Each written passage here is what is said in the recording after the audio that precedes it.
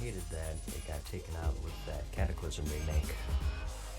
But anyways, on to the main event, which was of course on Rouges. To kick off this raid, we of course had the AQ40 opening event, which I've talked about 1,000 times already, so I won't go too in depth here. To sum it up, the entire server had to gather resources in the war effort to open the gates. Once both the Horde and Alliance contributed enough, the gates flew open and a huge event started where the inhabitants of AQ would invade Azeroth, and it was only then that you could zone into the raids. There were hundreds, perhaps thousands of people outside of the gates, and the server crashed many times. I mentioned in my Scepter of the Shifting Sands videos that I started that huge quest chain, but I didn't make it very far. I think I got to the bug grind and called it quits there. I think it was really the first time that they did a big event like this, something that we repeated many times later on for other raids such as Next Rammus and even expansions. Very successful, I think, even with the technical. The raid was a whole other beast from what we've seen so far, and it's where the game really started getting tough. It was the biggest yet in terms of size. Not really confusing to navigate since you really only had one path through, aside from the optional bosses, but it was just very long and time consuming. The worst part of wiping to this place was the run back. It was horrible. You died, you had to run in ghost form back to the entrance, and then go all the way through the beginning. There were no checkpoints like how we have now, so it just got progressively worse the further that you got into it.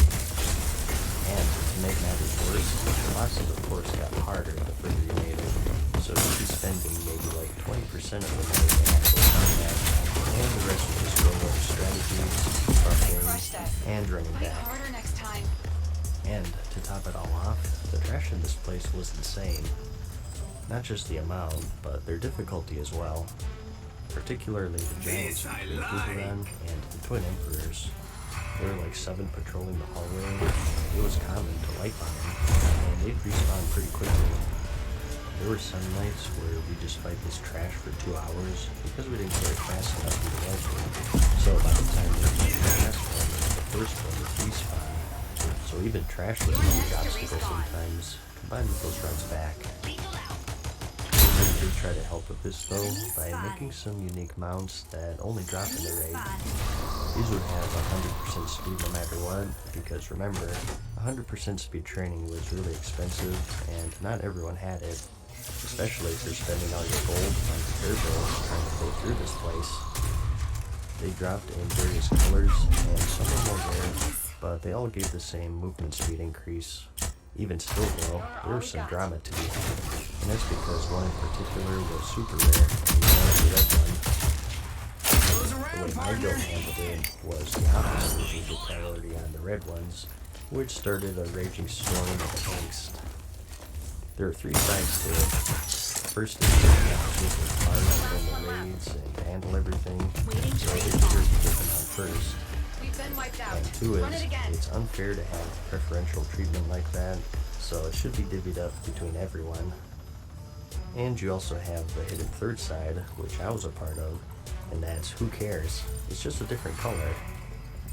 But without this, sides A and B flash about this and all this stuff, while Group C just got the popcorn and laughed at the whole situation.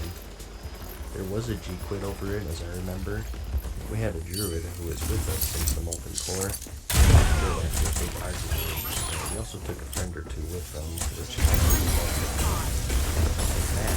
There's even an achievement for getting this red one today, and it's called Why? Because it's red. I'm not sure if I'm missing a pop culture reference here or something, but because of the way that my guild handled it, I always thought that this was referring to officers taking the red one, and all the drama that went along with it. Why? Well, because it's red, of course. That's one of the things I'm wondering if we'll see again in the classic servers. With the old loot system, will you see all of this drama return? Or since the game has been out for so long, do you think people will just be like, whatever. Remember, it's gonna be 40 people going against each other for like 4 pieces per boss, so It'll be interesting to see, I think. Oh my god! What the fuck? As for the actual bosses in the raid, like I said, very difficult. We were consistent in the never even managed to see something. Basically, everything was hard, but the last three were the deal breakers for this raid. And that was Princess Huhuran, Twin Emperors, and of course, Cthulhu. Huhuran was difficult because it was this raid's resist fight. Every member, not just the tanks, needed to have a ton of nature resist for her, which took a while to farm. Some of it was crafted, some of it dropped from dungeons or other raids, and coordinating 40 people and making sure that they're farming as much as they can was no easy feat. I remember having to farm Razor 10 Downs, I think, which was a level 40 dungeon for Razor, I'm pretty sure, because they had nature resist on them. And I remember it took me hours and days of farming to finally get a good pair because they dropped with random stats too. I think I said screw it, and I settled for a stamina and intellect one, which isn't the best for a rogue, but whatever. At that point, I just wanted to get out of that place. So, when we weren't raiding, we were usually farming nature resist gear. Our alchemists would farm all day to make so we could stand here just throwing gold down the drain. And we all hit like wet noodles, since you usually have to sacrifice the main stat for that resist. So, it was a very difficult fight in many aspects. It would be one thing to do a space roll once you got here, but even with the great misses, she was still incredibly tough, and a lot of guilds actually broke up once they reached her.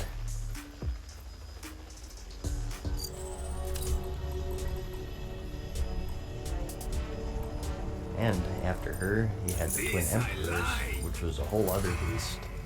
These guys probably killed us more than any other boss in any raid during vanilla, and that's saying a lot. The way they worked was each one only took either physical or magic damage, and if they were close to each other, they spammed heal like crazy. They would also swap positions during the fight, and they also had an enrage timer. So it was hugely dependent on the tanks, and since warriors were basically the only tanks back then, it was tricky to get aggro on the caster only one. They were designed to have a paladin or a druid tank, I think, but most guilds just went with warriors spamming battle shout to get the aggro from nothing. So the casters had to be very careful with their aggro, but it was just such a difficult fight because everybody had to be perfect. One mistake would cause them to get too close or something and heal to full, and every time their health bar went up, you just watched like 3 minutes of work, and you knew that you were hitting that enrage time. And remember, this is the second to last boss. If you wipe, you spend 20 minutes running back and rebuffing.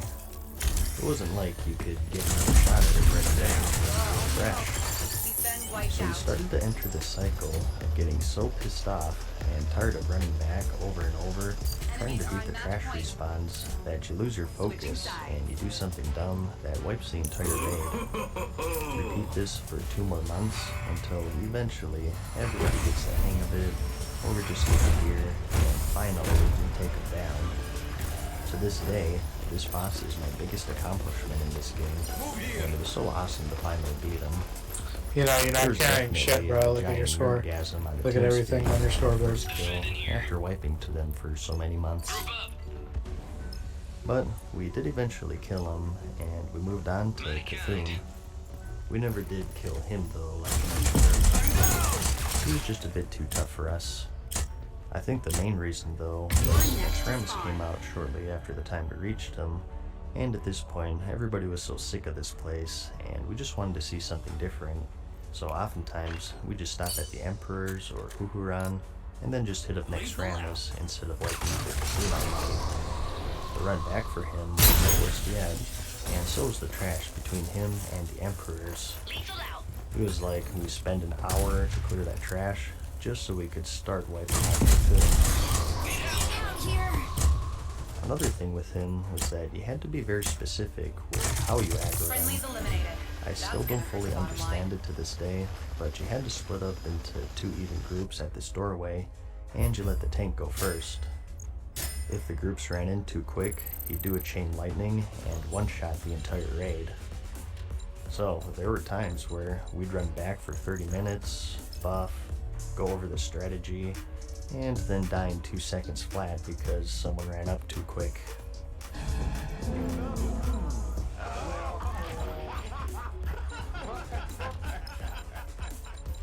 So it was either that for our night, or something new with Nexramus. So I don't really blame us for never beating him. He can keep his damn loot, we don't want it. So, AQ40, insanely tough, insanely time consuming, fun at times, but also very frustrating at the same time. It did also have some optional bosses. We were just trying to survive in that place, so we didn't really delve into those too much, but we did kill the 3 bugs after the first boss. They were pretty easy compared to the other 2, which was Vicitus and Uro, if I'm pronouncing that correctly. As for AQ20, we did do this a few times. Definitely not as much as ZG, simply because it didn't seem appealing to do a giant bug raid for 3 hours, after doing a giant bug raid for 5 hours. We did find entertainment outside the raid though. Approaching drop zone, prepare to deploy.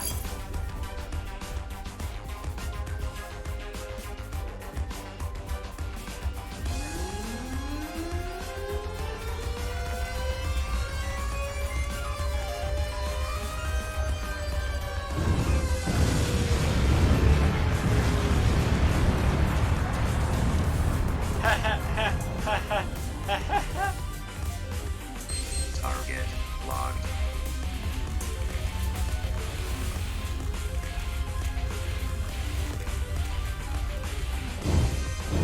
Yeah, that's me, man.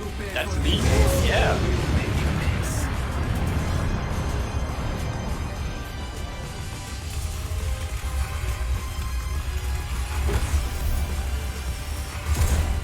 This I try.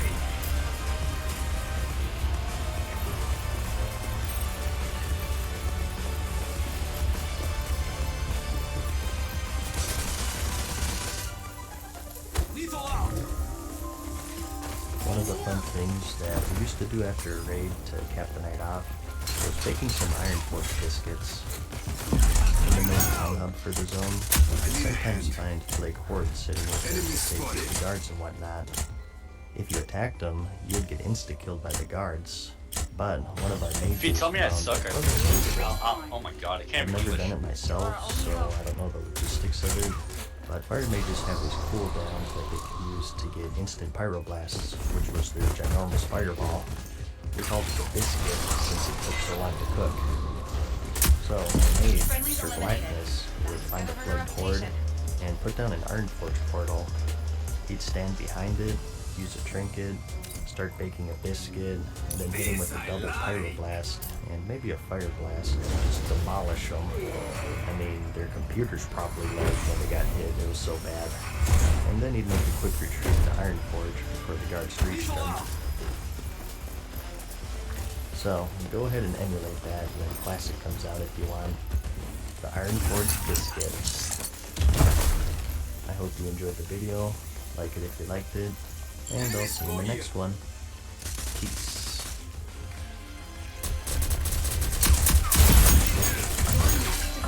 Farewell for now, mortals. We hope you enjoyed today's video. See you again soon.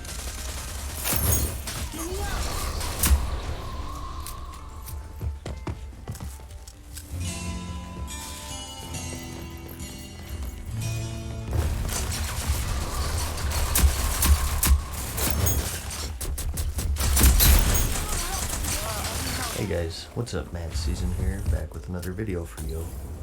Every now and then, I get comments from people saying that they never actually played Classic, but they're still interested in it, and they're planning to play it for the official servers to see exactly what they missed. For these people, I thought it might be helpful to make sort of a preparation / what to expect video to give them an idea of what Classic World of Warcraft is all about, and the reasons why, that for over a decade, there's been a movement to bring it back. This I like.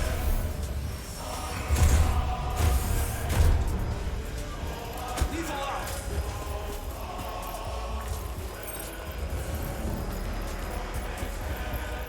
This is probably a bit premature since we don't even have a release date yet, and we're not sure if there'll be journal changes. The only thing we know really is that it'll be set to patch 1.12, which was the final vanilla patch. But even still, I want to do it anyways because it'll be fun, and I like talking about Classic if you can't tell yet. Probably a bit redundant for a lot of my subscribers, but again, this video is for those who have zero knowledge of Classic and they just want to figure out what it's all about. It's also one of the ways to deal with the hype. I myself will work on it again, especially with the news about the official demo. So let's get into it.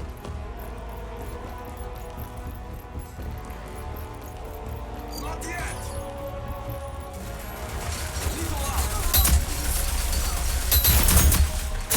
Enemy left.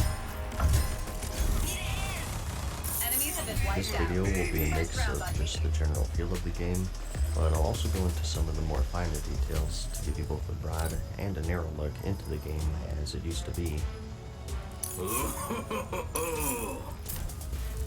The main thing is, and I'll go into more detail with this in a bit, is that you'll find that a lot of things are much more involved and time consuming in general. From leveling to traveling to questing, Classic World of Warcraft made the simplest of tasks very involved, Utility out. and it'll be the main thing to see if you like it or not.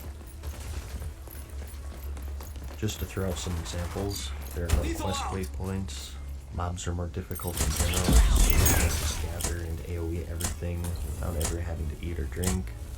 The mobs themselves aren't marked for you for your quest, so you actually have to read and make sure that you're killing the right enemies. Gold is also much harder to come by, and you have to scrimp and save to even train your abilities. Yeah, you had to actually go to a class trainer back then and pay them to train skills, whether it be for completing new ones or higher ranks All of friendlies existing ones. eliminated. Regroup. Hunters use ammo, they have to actually level their pets and pay attention to a happiness meter, and their pets also had to train skills. Rogues had to go manually level lockpicking. Every weapon has a skill tied to it that you also level, and it goes on and on. There were so many RPG elements in vanilla that have been chipped away over the years, and it'll make or break Classic for you. Even though I think even Classic World of Warcraft is seen casual in comparison, if you like those old school RPG games like Baldur's Gate and you want an MMO with some borrowed aspects and difficulties from that, you'll love Classic World of Warcraft. Some people, such as myself, love this stuff, and some people hate it. So, expect the game to be more complex in general. There are exceptions certainly. In my opinion, raiding was actually pretty straightforward compared to World of Warcraft, since understandably, it was still the growing stages. Back then, it was a big thing for us to have a second phase other than just an rage or something, whereas today, it's common to have 2 or even 3 or 4 phase fights. Gearing today is also more complicated, I think, with the advent of Warforging and Titan Forging. There's no simple best in slot list to follow like you have in vanilla, since any item has the potential to proc to crazy eye levels, and you also have Azure armor thrown into the mix there as well with BFA. But on the other hand, in Classic, you had many more armor upgrades and various little things you can do to min-max things. Just like anything, it's not black and white. I'm painting with a pretty huge brush here though, so let's go into a little more detail. Starting with the first thing that you'll notice, You're which next is to leveling. respawn. As I said, much more time consuming in general, and there are a few factors to it. One is, it's simply the amount of experience you get versus the amount you need to Now, for me, it's been like 13 years, but on average, I want to say that it took people at least a month of real time, not slash played, to get from 1 to 60, and that's if you were hitting it pretty hardcore. If you don't play that often, you can expect it to take a few months actually. Another reason was the quests were much more sparse in general. Oftentimes, if you didn't have extreme knowledge of the game and all of its zones, you would have to grind mobs or dungeons to sort of fill the gap to reach the next questing hub. An oversight in game design, some might say. A little fun fact for you is that the original game had just 100 quests before they realized that, that's enough to get players to like level 15. I think we need a few more here, guys. I think this time around, it'll be much easier for people with how many resources there are now. These days you have wikis, much better populated database websites, full YouTube guides, I'm sure, with optimized leveling routes and class guides. So, if you choose to go outside of game's resources, there's probably an answer, which wasn't always the case back in 04 to 07. Match point for the enemies. Reason number 3 is what I mentioned earlier, and that's the overall difficulty. These days, no matter what class you are, even if you're a healer, you can gather 5 or 6 mobs, go even down with ease, and move on to the next pack immediately. Or maybe you can just take another player's group and sort of leech some kills. That's not really possible in Classic. Attacking 3 or even just 2 enemies sometimes is just asking for it. The enemies hit harder, they have more health, and you'll find that food and water are absolutely necessary because you'll have to eat or drink after every fight or 2. Group quests are much more abundant and actually require groups, harder. No group finder means you have to walk through the dungeon, which are guarded by elites. You guys have probably heard me talk about this before. It's a journey to say the least, but as a result, a huge accomplishment when you finally get that last level. It is harder for some classes and easier for others. I want to say that Warrior was the most difficult since they didn't really have any self-heals.